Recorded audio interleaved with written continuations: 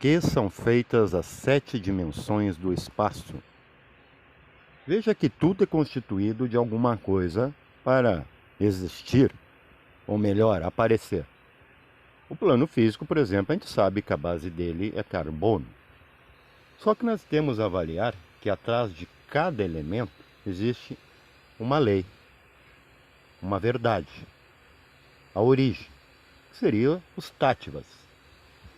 Então, se a pedra está à frente, como casca, como superfície de Prithvi, origem da própria palavra pedra, do sânscrito, a água tem apas atrás dela. O elemento causa que faz a água existir grosseiramente nessa água que a gente conhece, que nos afoga, não só hidrata. O fogo tem tejas e o ar tem vayu. E o Akasha, esse que o constelador acha que acessa, confunde campo eletromagnético da Terra, que tem a ver com o cérebro, confundindo com algo causal. Que nem aquilo do globo azul da eubiose, que é mental e eles dizem que é de matéria akáshica. Nós vamos estudar bem o que é matéria de cada coisa. Se temos o carbono como base da coesão, depois eu vou explicar a coesão, temos o hidrogênio como base do mundo etérico, temos o nitrogênio como base do plano astral e o oxigênio como base do mental. Aonde essas bases? Para que aconteça no plano físico.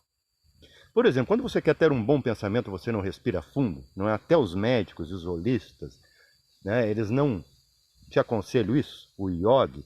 Sim, para pensar direito. Respire para não pirar.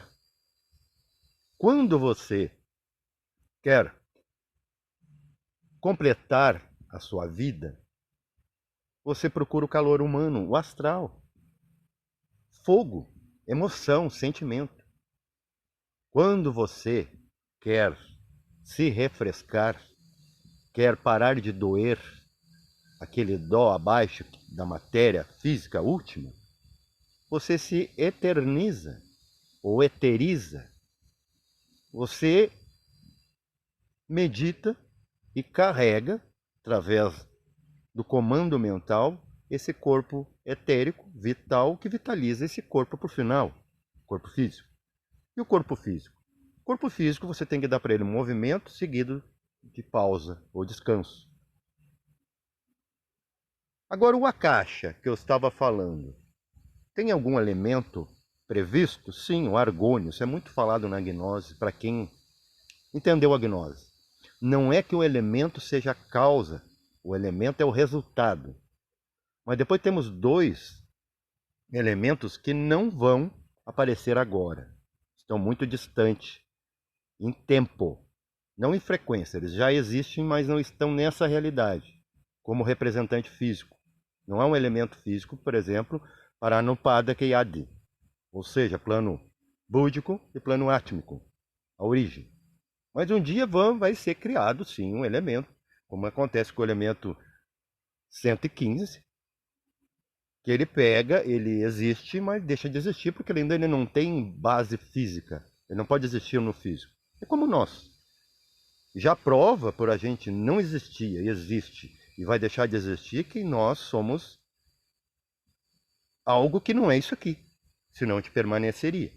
Então é estúpido querer permanecer onde você não é, e sim onde você está. Então o argônio se relaciona ao elemento Akasha, o espaço. Por quê? Porque é um gás nobre e ele não pode ser pego. O oxigênio, o ar, você passa a mão, você sente. Depois nós vamos falar de passar a mão. O calor, você sente o calor do fogo. Você sente o refrescor da água e a coesão da terra. Mas como, por exemplo, a mente, veja, para quem não entende mente sem só cérebro, nesse academicismo psicológico, o que a mente faz? Nós temos esfíncteres, ou seja, poros. A matéria é porosa, ela não é como ela aparenta. Quando a mente está sob pressão, Ela abre poros de um corpo para o outro e vai fazendo correspondências até chegar no corpo físico e, pum, ou você age ou cria uma doença. Percebo, é preciso trânsito. Para quem diz não passere, claro, não passere de baixo para cima, de cima para baixo tudo cai. A chuva escorre de cima para baixo com peso, ela vai escorrer pelas frestas cabíveis. Agora, não vai chover de baixo para cima. Isso não acontece. Apesar que a influência da água no evaporar é como a influência física estragando os planos. E nós vamos falar sobre os planos. O que seria aqui o plano físico? O plano físico, ele é como um pão já tostado, ou seja, dúctil. Ele foi assado. Ele tem certa resistência. Ele precisa ser cortado. Já no plano etérico, é a massa do pão. A massa ainda sendo depurada. No plano astral, é só fermento. É o potencial de crescer alguma coisa. É o calor. Você perceba, por exemplo, quando o pão cresce, ele esquenta. E o ar que dá o complemento para que esse pão, né, vamos agora para a parte mental da coisa, para esse pão inflar, tomar expansão. E o akasha é o ambiente onde está sendo feito esse pão. Então, se você, por exemplo, tem um desdobramento lúcido no plano astral, e onde você tocar, parece que você está pegando um fermento umedecido. Como você está vendo aqui, nessa foto. Essa foto lembra muito o rególito lá da Lua, que não pode entrar na Terra, nem no organismo humano físico terrestre, porque ele pertence ao etérico da Lua. A Lua está se eterizando, então ela está virando um pozinho úmido, que não pode entrar em contato com físicos, pessoas físicas, num plano Terra onde se necessita muito ainda da fisicalidade. Ele é um planetoide que está se eterizando, ou seja, decompondo. E é o que acontece com o nosso corpo. O nosso corpo ele é instalado como vapor, depois que o astral abre poros, abre portas atômicas, queima o corpo ou derrete. Perceba como você faz. Por exemplo, se você pegar fogo e deixar o tempo todo aquecendo algo, esse algo ele permanece derretido. Ele vai se manter não coeso, mesmo que seja uma barra de ferro. O astral é assim. Como ele é calor, ele é tejas, o calor das emoções, o calor dos astros em movimento, tudo que você tocar no plano astral, mesmo no ar, você tira elemento. Você consegue desfazer. A única diferença é que no plano físico é mais difícil de desfazer. Você tem que pegar uma marreta e tocar-lhe força. No plano astral, não. Você usa um pouco de mente e um pouco de ação. É motion. E você pode trocar qualquer coisa do lugar. Ah, é ilusão? Então o plano físico é o mais. Porque o plano físico é o que dura menos. Em todas as rondas, ciclos, é o que dura menos, como o seu corpo dura menos que a sua alma, seu espírito. E você sabe disso, isso você tem enraizado, não tem uma técnica terapêutica, uma religião que vai te explicar isso, ainda te cobrar para isso. Você entende isso, isso aí, vamos dizer, é intrínseco de quem foi dada a mente. Então, e o plano mental? No plano mental não é nada, já é espacial, porém com forma. O plano causal tem ainda um aspecto de forma, como em cores e sons. Porque se ele é causa, mesmo sendo a roupa, ele tem que ter algo. Ele tem que ter alguma forma da forma. E o que é a forma da forma?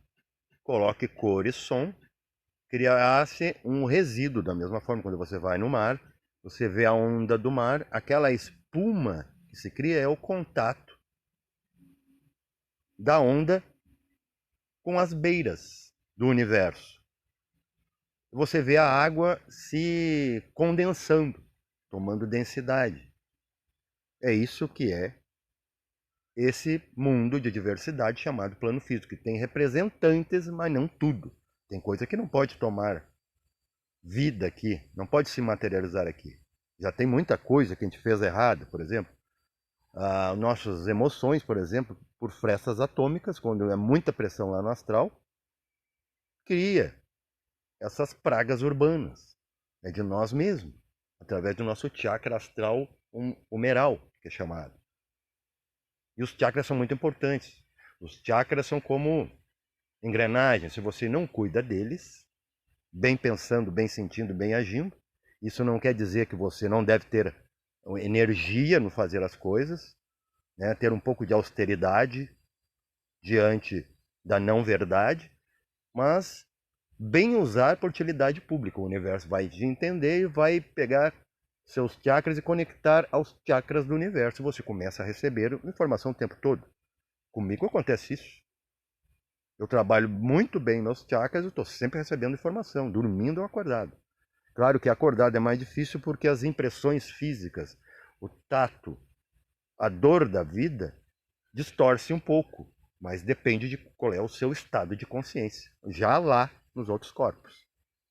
Então, o plano mental, você vai ver não como no astral, que você ainda toca em algo, por isso que eu digo, você não voa no astral. Não existem os voadores, existem os nadadores.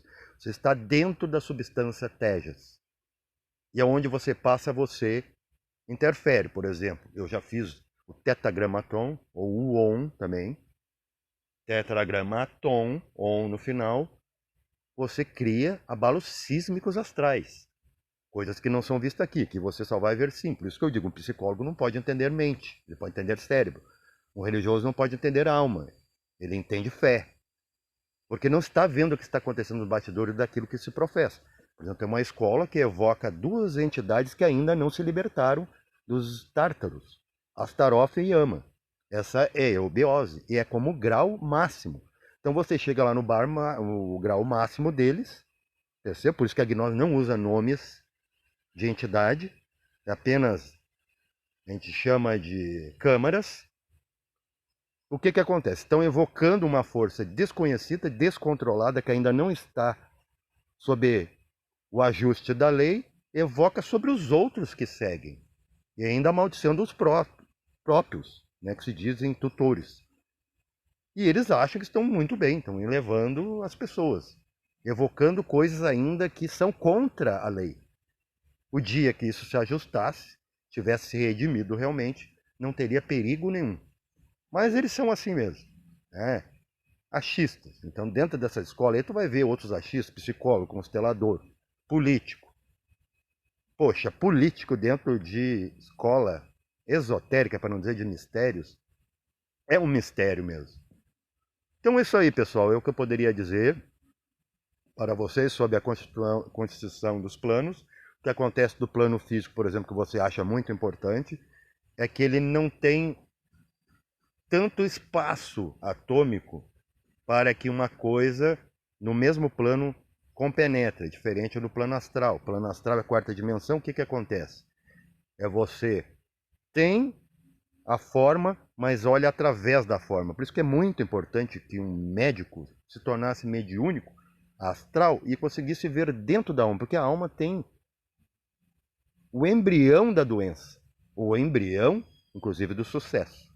Paz reverencial a todos.